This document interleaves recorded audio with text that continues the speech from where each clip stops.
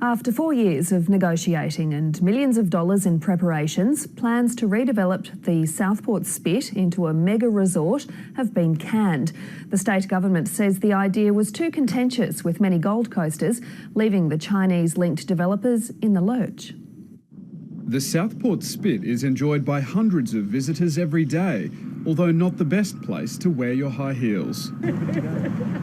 After years of petitioning and millions of dollars in planning, this spit will not be turned into a $3 billion mega resort and casino. There will be no integrated resort development here on the Spit. The Premier says this is to the Gold Coast like Central Park is to New York, and despite years of negotiating with the Chinese-linked ASF consortium to turn it into a world attraction, it's not worth changing. The building of high-rise buildings on this beautiful part of the Gold Coast, the traffic solution would involve something of an eyesore. I think it's called a Bronnell. An underwater tunnel. The Premier and her deputy went to the council chambers this morning to break the news to the Mayor. How did the Premier break it to you? Gently. The decision is still sinking in with protesters. As I talk, I'm getting more and more out of shock and just deeply satisfied.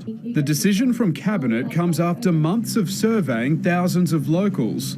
The film and TV industry uses the Spit all the time. We have the studios just up the road. Since the process began 4 years ago, Queensland taxpayers have chipped in $4 million for the government's share of planning and vetting the development. Now it's back to the drawing board for an entirely new master plan. The opposition says the decision took too long. So it's obvious that Labor don't know whether they're Arthur or Martha when it comes to the Spit, and they have no idea what people on the Gold Coast want.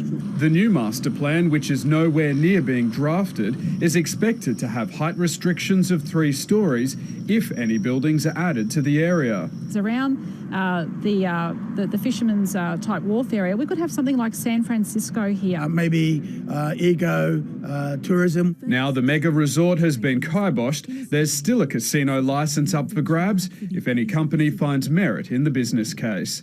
Josh Bavis, ABC News, Gold Coast.